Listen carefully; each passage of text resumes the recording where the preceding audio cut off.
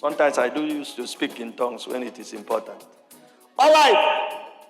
At this point in time, we want to move to another lecture. This one is waiting concern us. Now we want to talk now.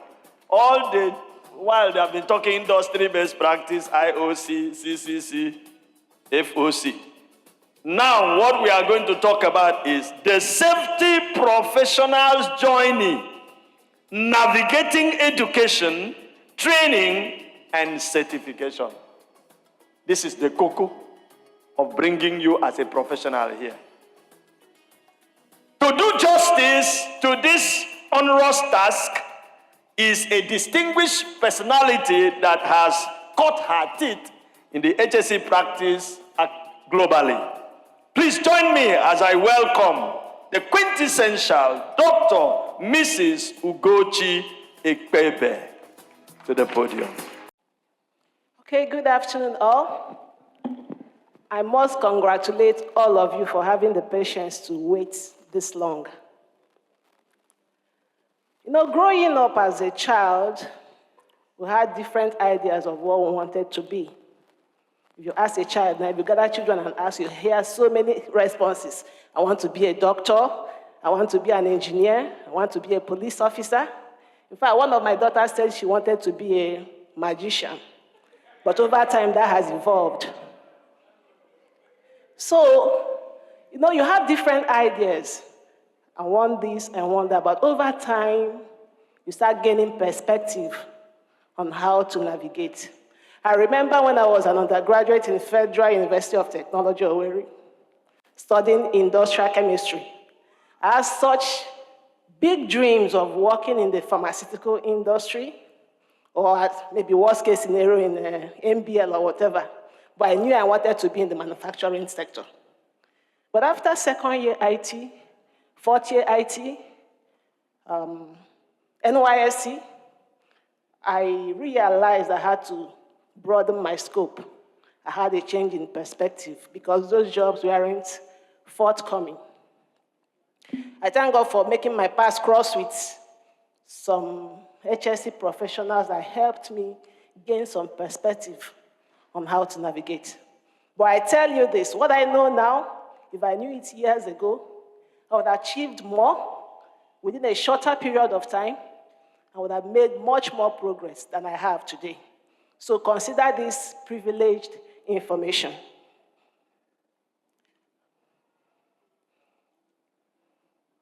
Sorry. Which one? Here? Okay.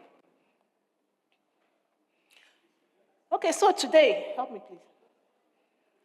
Today we shall be looking at the safety professionals' journey, navigating education, training, and certification. The journey of a safety professional is multifaceted.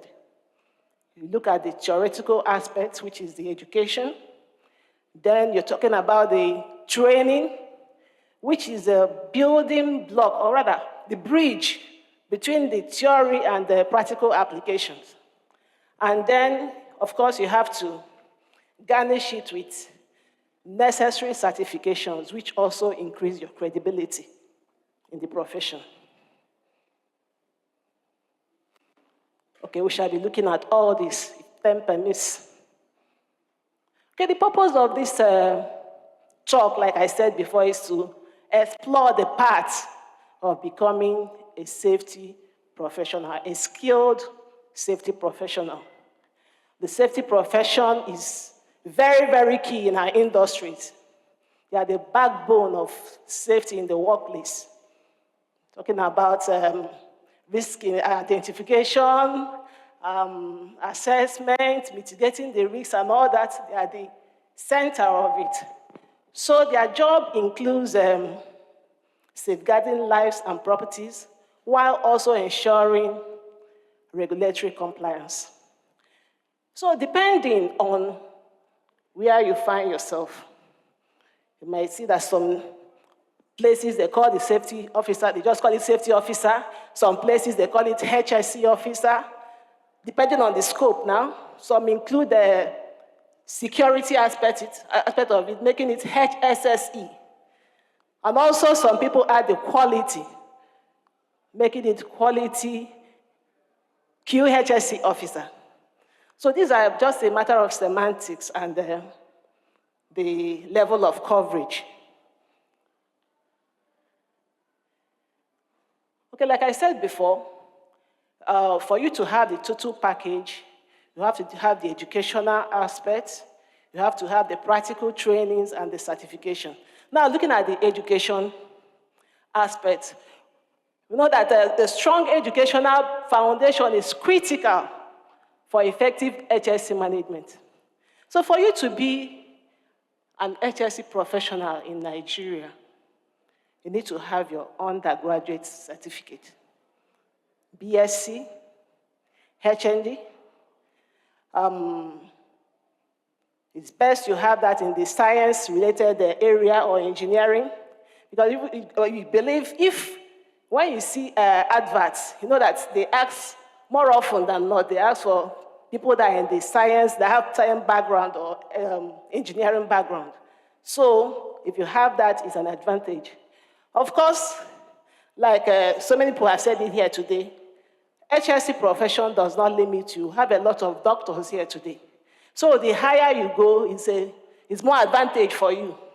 If you have your higher degrees, master's, PhD, it gives you that edge to also be involved in advanced roles and specialized roles. Like Dr. Bashir has said, continuous education is very, very important. For you to remain relevant in this profession, you need to daily work on yourself. You need to daily increase your knowledge base. Don't just stop where you are. Say, okay, I've gotten this certification, I've gone so far, I don't need to go further.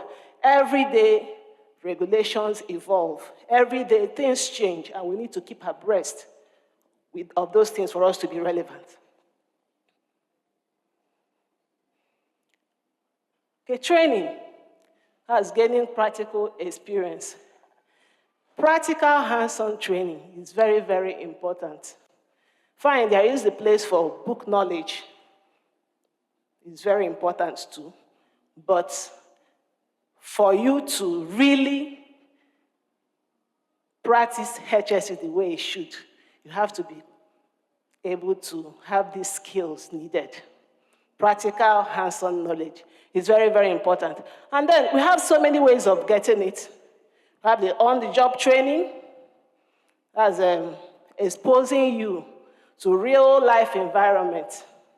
You all believe with me that there are certain things that, except you see it physically, except you see it demonstrated physically, you cannot appreciate it. During your training, maybe 1 or 2 trainings, you would have heard of maybe gas tester, noise meter, and all that. But if you have not had the privilege of handling a gas tester physically, you might not know how to use it. You might not know how to read the whatever reading there is there. So there is need for you to have hands-on training. For a work site too, you hear about toolbox meeting. Something as trivial as toolbox meeting is something you need to do over and over.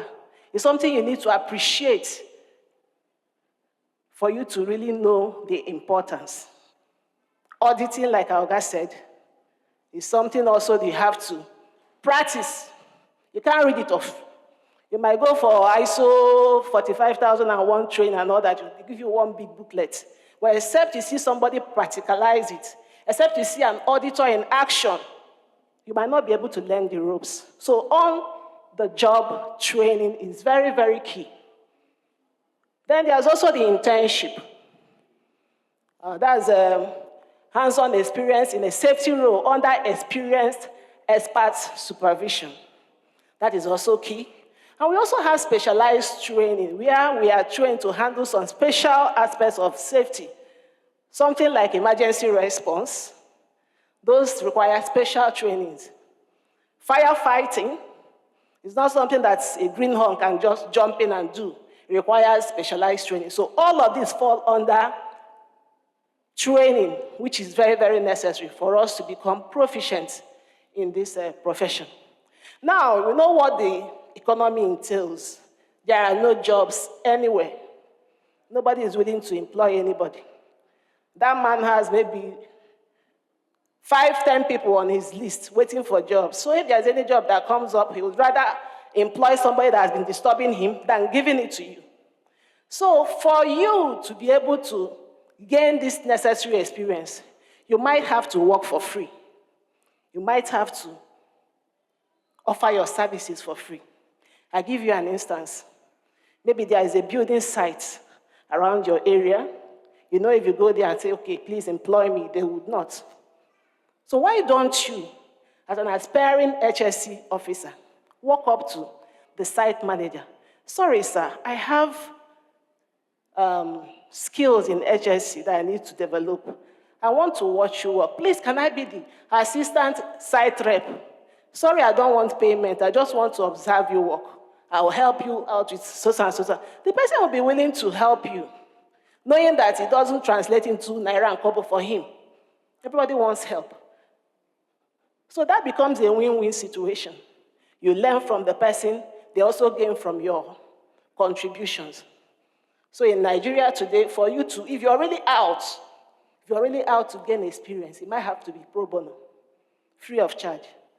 So when they now see the value you bring, when they now see how helpful you are, they might even reconsider. But even if they don't, you have gained so much, you can now go forward. Your CV will be better for it. Okay, I've worked at so and so projects. Nobody will ask you whether they paid you while you were doing that or not. You get me? So it's very, very important.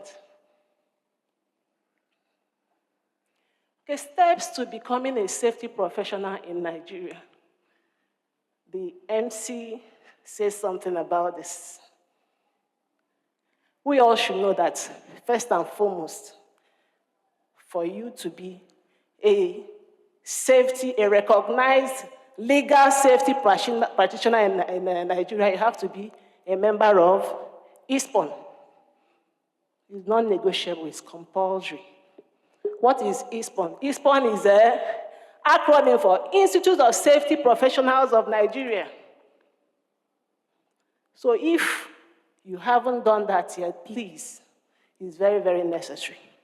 You do that. So for you to join, ISPON is the same thing, the same way that medical doctors have Nigerian Medical Association, engineers have COREN, safety professionals, we have ISPON.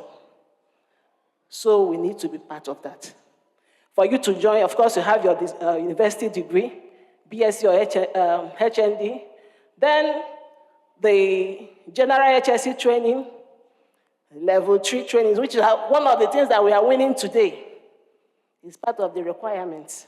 Of course, you pay for your interview and exam, and if you're successful, you do your induction. As a member of ISPON, you have so many advantages. Aside making you a legal HSE practitioner in Nigeria, it also opens you up to so many other opportunities when you are a member. Okay. Certification. Why do we need to get certifications? So it validates our expertise. You can claim everything you know how to claim, but if you don't have, it's a period of show me. Show me. So for somebody to even give you the first opportunity to demonstrate what you have, the person has to have some level of confidence that you are indeed what you claim to be. And you can only demonstrate that by certification. Okay? And it builds trust with employers and stakeholders. Employers like it a lot. It kind of differentiates you from the others. Okay, every other person knows it, but this person is different because he knows this, this, and this. He has gone a step ahead. It's very important. Then it helps you demonstrate competency, credibility, and then commitment to this profession. You might just be shouting HSE, HSE, but how committed are you? How hungry are you to really be proficient in it? That can be proven by the certifications you have. Of course, the onboarding process for ISPON, the trainings they give before you finally become a member, it helps you to gain awareness on some topics. Some of the topics that they train you on is maybe auditing, unsafe acts, unsafe condition auditing, first aid, all the likes. But for you as an HSE professional to improve, you really need to go out and gain more trainings on those areas.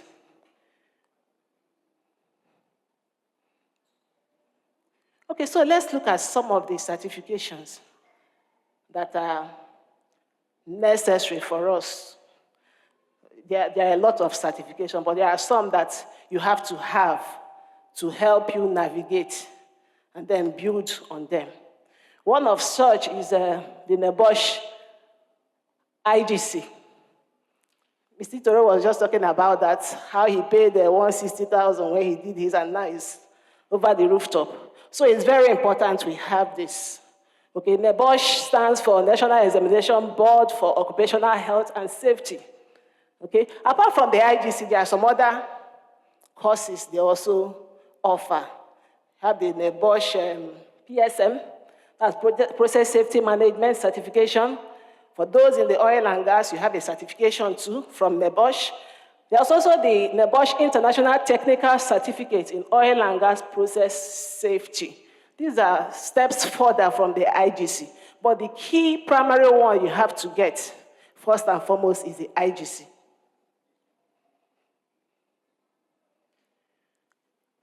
Another very important one is the ISO Management System standards.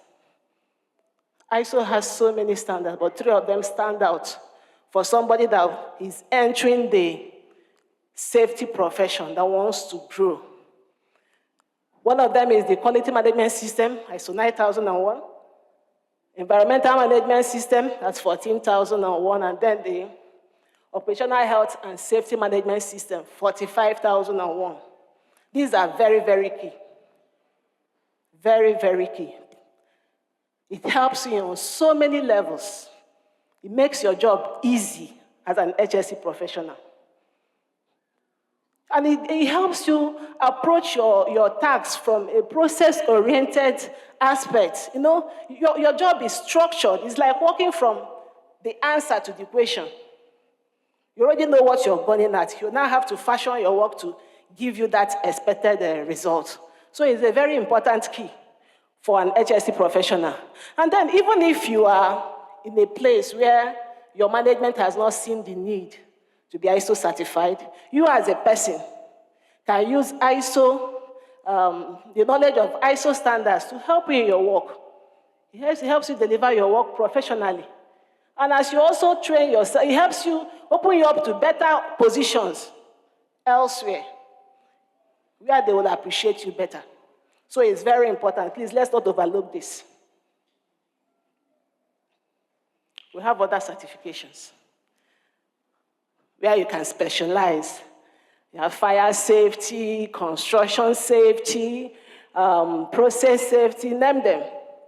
So these are aside from the rudiments. When you want to really go into a particular area, you can choose an area to focus on and improve. One thing with certification is focused. It depends on where you want to focus and the area you want to specialize on. Some might want to go into fire safety. That should be their interest. So there's a whole lot of certifications for you to choose the one that best suits you. Okay? I wouldn't really go into this. These are other certifications that we can go into. Of course, okay, IOSH, you have so many of them too, working safely, managing safely, leading safely. Let's run through this. Okay, as a young safety professional, I was so confused with this. So which one is IOSH? What is NEBOSH? What is OSHA? The confusion was much. So I want to throw more light on that. NEBOSH the board certifications are internationally recognized and highly regarded. They provide skill and knowledge to manage safety and health at work. OSHA is a regulatory and compliance body that is based in the US. Okay? In the US, it plays a very, very pivotal role for them. Then IOSH It's the world's biggest professional health and safety membership, and is also globally chartered. IOSH, I know, has a branch in West Africa, even in Nigeria, in Port Harcourt, they are there. So, okay, so what's the difference? We look at 3 different areas. The focus on corporate and coverage, global recognition, and career opportunities. You know that whatever you're doing, you have to at least be able to know what you gain at the end of it. Okay, focus on the coverage. Then Bosch offers comprehensive courses covering various aspects of HSE. It's suitable for professionals globally. IOSH also is ideal for personnel at all levels. Meanwhile, OSHA's is specific for US and people that are working in OSHA regulated institutions. Now, talking about global recognition, Bosch and IOSH are recognized globally, wherever you are. But OSHA is mostly US-based. So it's now left for us to choose. What's your plan? Do you want to japa to US? That might be your focus. Okay, then career opportunities. All 3 can help boost your career. All 3 of them can. So long as you have done your planning well, you know what your focus is, you know what your plans are, all 3 can help you. Now, for us to know which one is best for us, do we all go for all these certifications or do we have to choose? Okay, so you consider the industry you work in, your career goals, geographical location, and also your individual preferences. Okay, like I said before, continuous education is important. These certifications, when you get them, you have to service them. You don't just leave them in the trunk box. Practice what you have been told. Train others is by teaching others that you perfect your own skills. It's very, very important. And some of them also have periodic exams you have to do to renew your certification. So we need to do that. These are some bodies that we should aspire to join. We have our ISPON, then our own, very own QMSAI that is anchoring this event today is also open for us to join if we are auditors, after attending the auditor's course, and a whole lot others.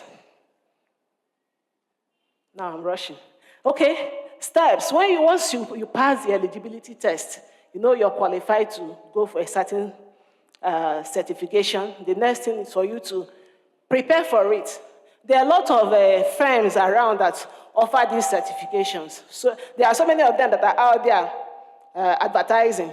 You can key into any of those and register for these certifications and have them done.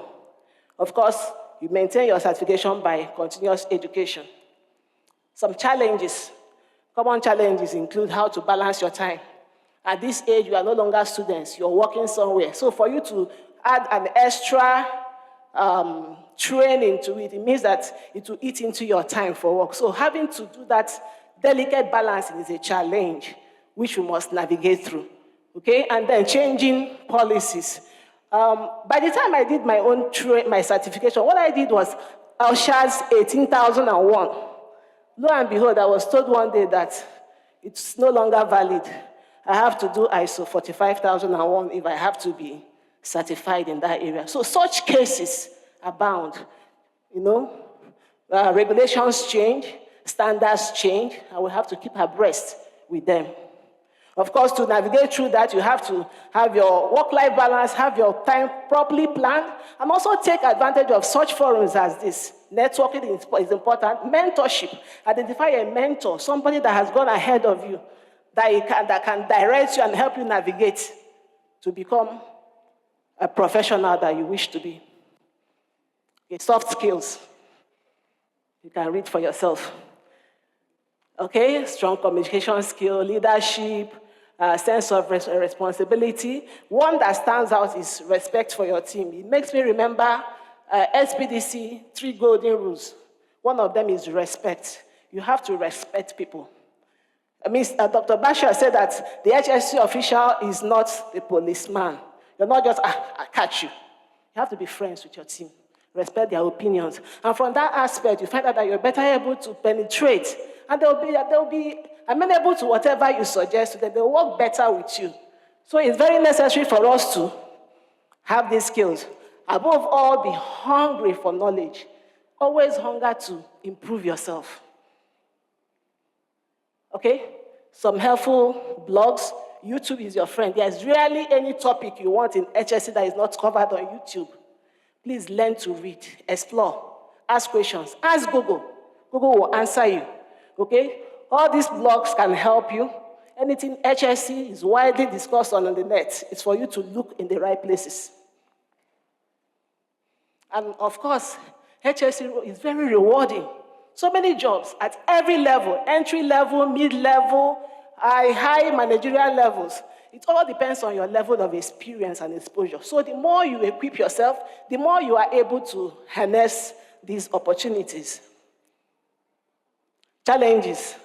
Of course, I said it before, regulatory challenges, having to keep up with changing laws, changing regulations, and technological advancements.